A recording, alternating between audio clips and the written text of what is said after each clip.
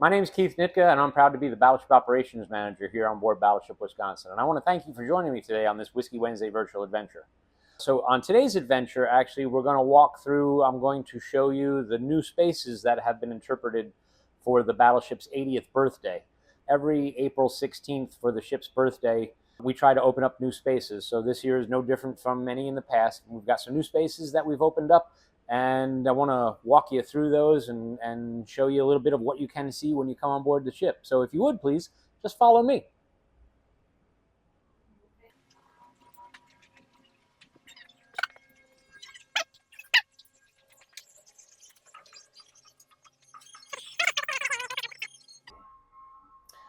So we're now on the O1 level on the port side of the ship. We've just come through the main deck there, and outside of the door to Radio Central on the main deck is a ladder that comes up.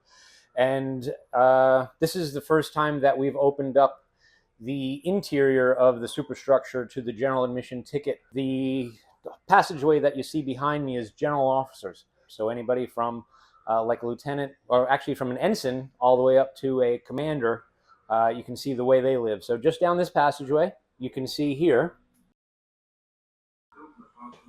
different staterooms are available to see for the general officers on board the ship, how they lived. Their head is available to go into. You can see the difference between their head and the enlisted heads on board the ship.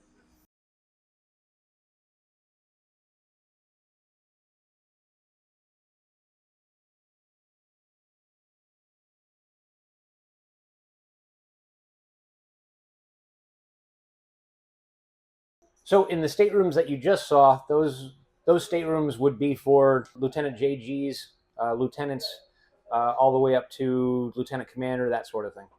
This is junior officer bunk room. The neat thing about junior officer bunk room, there's a video, of course, that we did about spaces that were used for one thing and turned into something else. This is one of those spaces that turned into something else. But this is junior officer bunk room. There's of course 4 racks that are very similar to enlisted Master Chief racks, and then there are lockers to go along with that for each officer, and then there's a couple of sinks and wardrobe lockers for their uniforms. But this is the area where the junior officers on board the ship would have lived, one of the spaces. And we now have everything as far as berthing on board the ship available for you as a guest to see. How everybody from the brand new E1 all the way up to an admiral here on the ship would have lived. So we're now going to traverse aft a little bit. We're going to take another ladder up, and we're going to end up on the O2 level starboard side. So come on with me.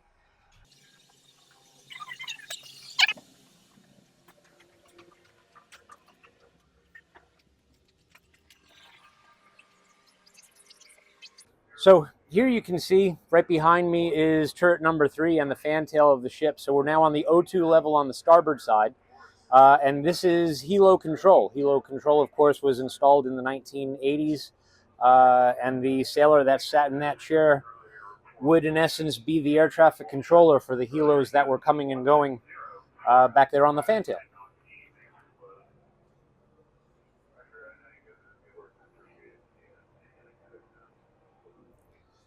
Opening up this space also allows you, the guest, to actually stand on the spot, or stand near the spot, I should say, where the ship took its one and only hit during the Korean War. The plaque here marks that spot, and then there's a picture of a sailor in during the commissioning, the 1950s commissioning, standing next to that plaque here on board the ship. So you can actually visit this spot now.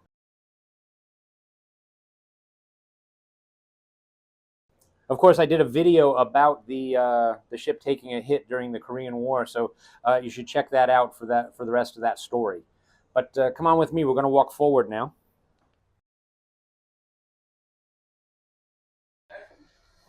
So the neat thing about this passageway here is that when the ship was first built, and in the 1950s, of course, this was all an open area. There was no bulkhead, or excuse me, there was no overhead over us here. There was no bulkheads. There were no rooms here.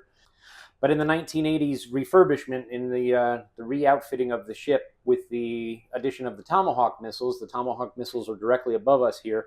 So they needed to build in this space. So there's an overhead now above me, which is the deck for the after Tomahawk missile launchers. And then the rooms that were created here turned into Tomahawk equipment and Tomahawk service rooms. So that's why the doors are armored, and of course the signs say restricted area, keep out authorized personnel only, because these are equipment rooms for the Tomahawk missiles that are just above us. But in the 1950s, of course, the 1940s, this was actually open area. What you would have found over here were 20 millimeter Oerlikons and also a 40 millimeter Bofors right back there at the back. But let's continue forward here.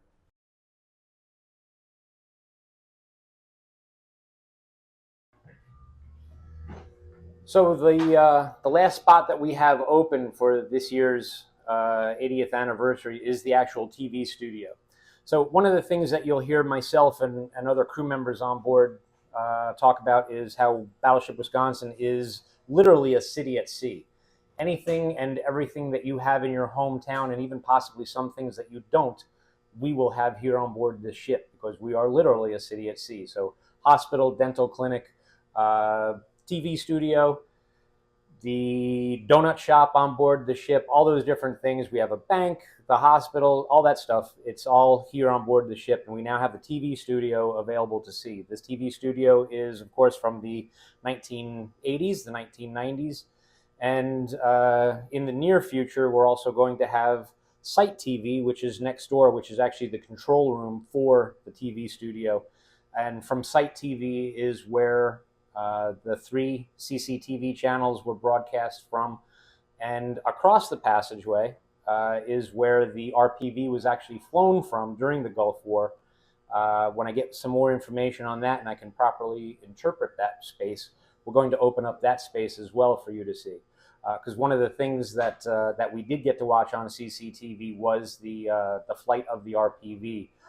So I got to see all that stuff live as it happened in the middle of the night, watching the RPV fly around.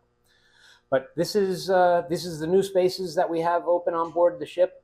When you come back, or when you come visit us for the first time, of course, please see these new spaces. A lot of work went into them to present them properly to guests, tell the history of Battleship Wisconsin. If you have comments, of course, leave them down below. When you come here on board the ship, say hello, walk around, and learn something about Battleship Wisconsin. Thank you, and have a great day.